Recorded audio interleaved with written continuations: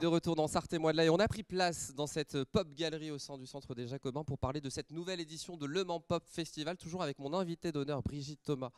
Ça va Brigitte? Ça va très bien, merci. Présidente de Le Mans Cité Chanson qui co-organise Le Mans Pop Festival et on a un invité d'honneur avec nous, exceptionnel même devrais-je dire, Albin de la Simone. Bonsoir Albin. Bonsoir, oui. Exceptionnel. Alors on vous connaît avant tout comme auteur, compositeur, interprète et notamment pour vos belles collaborations avec Vanessa Paradis, Miossec ou encore les Brigitte, pour ne citer que. Mais aujourd'hui vous êtes ici pour parler d'un autre de vos talents, celui d'illustrateur, puisque une exposition de votre travail est actuellement présentée jusqu'au 16 mars prochain dans cette Pop Galerie, nouveau lieu qui a été mis en place par le Mans Pop Festival. Alors en préparant l'émission j'ai vu que le dessin c'était pas une vocation qui était arrivée sur le tard mais une vraie passion de jeunesse.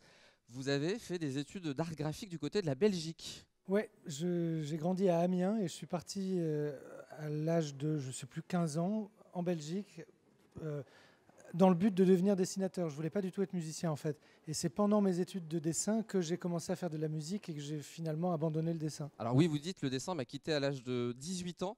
Qu'est-ce qui vous a poussé à quitter l'art graphique pour l'art musical? Je crois que j'avais besoin de m'exprimer, quel que soit le médium. Ça a été le dessin. Et puis quand la musique est arrivée, finalement, tout est parti dans le langage de la musique. Et je me suis plus du tout servi du langage du dessin. Et en fait, c'est en voyageant, en étant en tournée beaucoup l'année dernière, il y a 2 ans, beaucoup de temps dans les trains, beaucoup de temps entre nous. Et au bout d'un moment, on s'est un peu tout dit aussi. On est très amis tous ensemble. Mais à un moment, finalement, le crayon a recommencé à bouger tout seul. Et puis, j'ai commencé à raconter un petit peu la vie de tournée en dessin. Il y avait un besoin d'être créatif autrement? Ouais, ben c'est vrai que dans les transports, on n'est pas créatif. Je peux pas bouquiner. Je peux pas. Bon, bouquiner, c'est pas créatif en soi, mais je peux pas écrire parce que ça mobilise. Je sais pas, on est entre nous, on dit des conneries aussi, on blague tout le temps. Donc je ne peux pas écrire, je ne suis pas assez introspectif, alors que dessiner, c'est quelque chose qui peut se faire en écoutant de la musique, en discutant. C'est une manière d'être là sans être là, quoi. Et donc ça m'a vraiment plu. Et j'ai commencé à dessiner frénétiquement, en fait. Tous les jours, je faisais un Alors dessin. justement, comment ça s'est organisé le travail? On a fait des esquisses pendant la tournée et ensuite, à la fin, on a finalisé le travail à la maison? Non, pas du tout. Je faisais un dessin par transport, par trajet, en gros, et je l'ai posté sur Instagram. Et au bout de 3 mois, la programmatrice des Francopholies de La Rochelle m'a dit « Est-ce que ça ne te dirait pas de faire une exposition de tes dessins aux Francopholies de La Rochelle ?» J'ai dit « Mais non, c'est pas possible, je ne suis pas dessinateur. » Et puis j'ai réfléchi, je dis bah, « À la limite, c'est un festival de chansons qui invite un chanteur qui dessine. Donc, ok, si je raconte ma tournée en dessin. » Elle m'a dit bah, « Banco. » Et là, par contre, ça m'a mis la pression. Et là, j'ai continué beaucoup à dessiner, à faire beaucoup plus que ce que j'ai publié et on a fait l'exposition en juillet suivant. Donc tous les dessins datent de septembre à juillet de l'an dernier. Alors comme vous l'expliquez, vous avez associé vos 2 passions, le dessin et la musique, puisque vous racontez à travers cette exposition votre tournée. Vous le dites, hein, c'est les transports en commun qui vous ont permis de composer. Là, ce qui est présenté ici, c'est la totale... c'est l'ensemble de l'exposition. Ouais, il y a quelques œuvres ouais. qui ont été mises de côté ou gardées ou abandonnées. Il y en a eu entre-temps. Il y en a eu aussi. Disons que là, j'ai essayé de concentrer pour avoir vraiment l'essence du truc. Quand il y a des doublons, j'en choisis un des deux. Mais parce que ça parle, grosso modo, ça parle de ce qu'on vit en tournée, un peu des coulisses de la tournée, c'est-à-dire la bouffe, les hôtels, les transports, ce que nous, on voit depuis la scène, les coulisses, par exemple, aussi les loges, techniquement, l'installation des concerts, et puis aussi la manière dont nous, on voit le public. Je ne peux pas sortir un appareil photo pour vous montrer quelle tête vous avez quand moi je chante. Mais par contre, je peux le dessiner, donc c'est marrant, pour moi, ça a été marrant de pouvoir montrer des choses que le public ne voit jamais. Donc, c'est une sélection dans tous mes dessins. Et puis avec souvent, alors je ne sais pas si on voit à l'image, mais en dessous, il y a très souvent un petit texte qui explique un petit peu le dessin. Et ce qui caractérise le travail dans quasi toutes les productions, c'est l'humour qui est ultra présente. On voit Je déteste l'humour, c'est pas du tout mon truc. La trouvaille du Tetris avec les bagages qui est très drôle. Ah mais ça c'est un truc, quand on remplit les camions avec le matériel, les instruments et tout ça, on appelle ça un Tetris.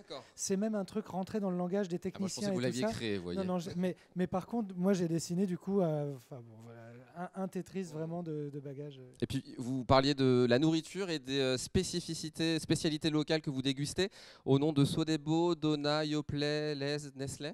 Bah, on mange beaucoup dans des aires d'autoroute ou alors quand on arrive, quelquefois on est accueilli par des plateaux de spécialités locales. C'est ce qu'on demande d'ailleurs dans la fiche technique. Mais quelquefois les gens ont pas conscience qu'on est tout le temps sur la route et qu'on est tous les jours dans ça s'appelle un catering, le buffet qu'on a quand on arrive. Et donc on a souvent quand même de la bouffe sous vide. Ça peut être un peu déprimant. Mais on a par exemple aussi des fruits emballés que j'ai appelés plateau de fruits de merde. Parce que c'est des fruits exotiques emballés sous cellophane de supermarché, quoi. Et puis vous rendez un hommage à notre ami le cochon et à ses nitrites qui vous ont accompagné pendant toute la tournée. Alors c'est plutôt un désamour quand on lit le petit texte en dessous. Jambon tous les jours, ouais, jambon pâté tous les jours. Même rillettes, je crois que j'en pourrais plus au bout de... Ah si vous habitiez ici, les rillettes c'est tous les jours, même au petit déjeuner. Ça. Ah oui, j'imagine, même en dormant, la nuit vous mangez des rillettes. C'est l'occasion aussi de dire des choses qu'on ne peut pas dire, notamment au public, quand il y a une charmante demoiselle qui allume son téléphone pendant qu'on est sur scène. Vous le voyez et vous le montrez à travers ses dessins. Oui, alors là on voit, c'est un carré noir en fait avec juste une personne éclairée et c'est vrai qu'elle ne se rend pas compte cette personne, mais quand elle prend en photo, la photo s'allume sur son téléphone et du coup moi je la vois parce que le téléphone éclaire la personne. Mais vous allez penser que l'expo, ce n'est qu'une complainte en fait de quelqu'un qui déteste faire des tournées. C'est pas le cas. C'est vrai que je parle beaucoup des côtés cocasses, donc quelquefois négatifs, mais c'est surtout pour montrer que la tournée, en dehors du moment où on est sur scène, où je suis chanteur, je suis musicien et je vis quelque chose de très fort et j'espère le public aussi. Mais le reste du temps, on est des voyageurs comme vous quand vous partez en vacances, qu'il y a des grèves, qu'il faut manger, qu'il n'y a que des sandwichs triangulaires dans l'aire d'autoroute et des trucs comme ça, quoi. C'est pour montrer le côté... c'est assez dur physiquement. J'ai fini à l'hosto plusieurs fois aussi pour des problèmes de dos et tout. Donc voilà, c'est pour... Mais ce qui est intéressant dans cette exposition, c'est qu'on rentre dans votre intimité, mais on a l'impression que c'est une intimité un peu commune à tous les artistes. C'est-à-dire que si un autre artiste faisait ce genre de dessin, avait ce genre d'idée, on reviendrait un peu aux mêmes propositions, parce que c'est un peu les mêmes problématiques pour tous en tournée. Je pense, ouais. Bah oui, mais comme les gens qui sont représentants ou qui voyagent tout le temps, on change de lit tous les jours, par exemple. On change de literie tous les jours. Donc au bout d'un moment, on finit par avoir des préférences, et on finit par... Le petit hôtel charmant, par exemple, il sympa, est rare celui-là, je crois. Voilà, non mais souvent, les hôtels charmants, soi-disant, avec un charme, machin, c'est souvent un truc qui est mignon, différent, mais qui, le lit est un peu bombé, et on finit par plus supporter ça, et c'est horrible, c'est contre mes principes, mais on finissait par préférer les grandes chaînes d'hôtels dont on est sûr qu'il y a une couette et qu'il y a... Les hôtels couettards. Non mais on finissait par appeler ça comme ça, parce que... mais c'est contre mes principes, de préférer une chaîne industrielle d'hôtels au petit hôtel tenu par une dame sympa et un couple ou je sais pas quoi, mais où finalement, il y a des acariens ou je sais pas. Donc les hôtels couettards, c'est plutôt peut-être pas l'essentiel, si c'est l'essentiel en tout cas, mais peut-être pas la chose la plus préférable. En tout cas, on perd un peu l'idée des petits hôtels. C'est un peu une critique aussi de ça. On se retrouve à finalement très standardiser tout et c'est une manière de pouvoir supporter ça. Donc on se retrouve dans des paradoxes. Voilà, c'est que moi je défends un peu le plus possible l'écologie, je défends le côté local, l'entrepreneuriat humain et tout, et je me retrouve à dormir dans les chaînes qui me dégoûtent dans l'absolu, enfin par principe, mais bon, c'est mieux, bizarrement.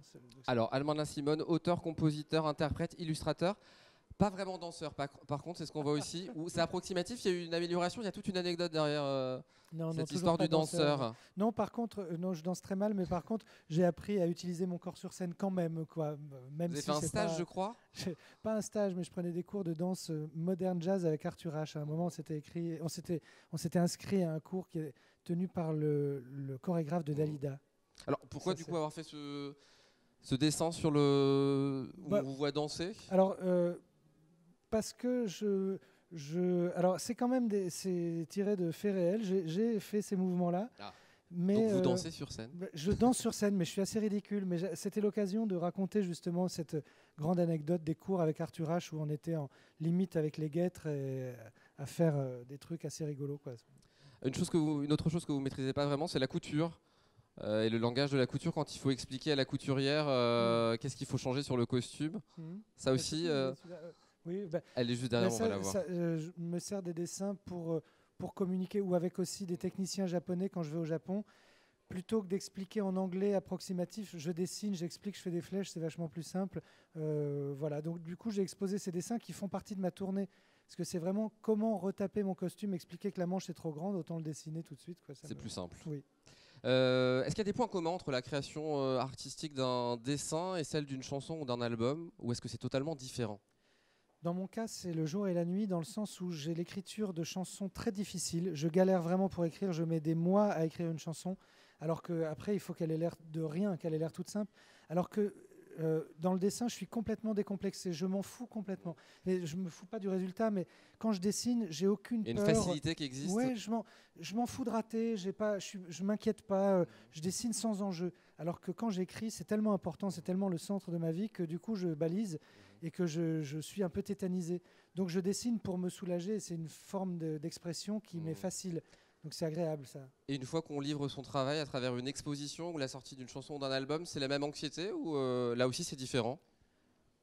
C'est différent aussi parce que je suis plus détendu avec les dessins. C'est l'espèce de petit bonbon de carrière parallèle qui vient d'arriver, qui est que positive. Personne n'est obligé de regarder mes dessins. S'ils sont là, c'est parce qu'on les a invités que ce festival m'a invité. Donc je ne vis que des trucs cool avec le dessin. Et j'adore la musique et j'adore mon métier de chanteur, mais c'est beaucoup plus agité dans ma tête à ce sujet-là, quoi. Ouais. Brigitte Thomas, c'est un excellent discours pour expliquer l'existence et la création de cette pop galerie. Complètement. Et puis c'est aussi, ça traduit un peu aussi tout le travail qu'on peut faire sur le soutien des artistes. Et puis évidemment, moi je vis pleinement ce qu'Albin nous décrit, parce que c'est au travers du regard d'un artiste et de tout ce qu'on ne voit pas. Et donc, oui, il y a un besoin de montrer aussi les autres arts au-delà de la musique. Et c'est ça, c'est pour mettre en parallèle le côté artistique et puis il y a plein de disciplines dans la chanson et dans la musique.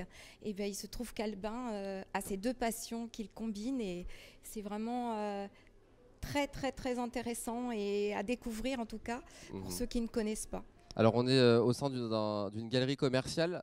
C'est aussi l'occasion d'attirer aussi un nouveau public qui peut se balader. On prend son badaud du samedi après-midi, qui vont faire leurs courses et qui pourront peut-être découvrir aussi l'art à travers cette exposition. Exactement, on va à la rencontre de tous les publics, et puis en cœur de ville, dans un lieu quand même qui est aménagé pour, et c'est très important pour nous d'amener la culture et de faire découvrir l'univers d'un artiste.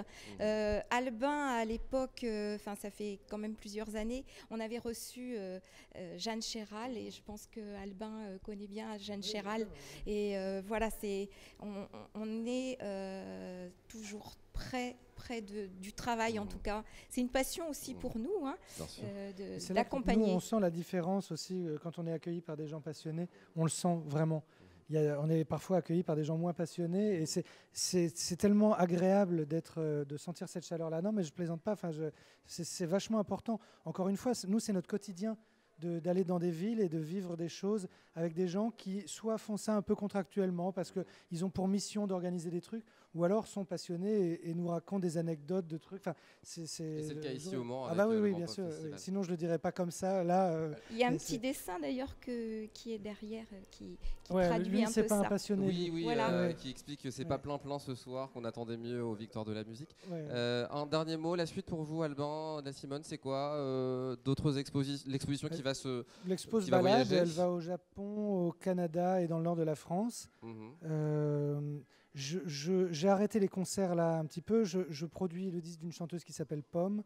Je recommence à écrire si j'y arrive. Il y a une chanson, je crois, qui a été écrite, si je vois les réseaux sociaux. J'ai un 2/3 de chanson, ce qui est une bonne amorce. Bon, en tout cas, on invite nos téléspectateurs à venir voir cette exposition au sein de la Pop Galerie, au centre commercial des Jacobins, jusqu'au 16 mars prochain. Je donne les horaires, vous les voulez, les horaires? Je vous les donne, du lundi au vendredi de 14h à 19h et le samedi de 10h à 19h30.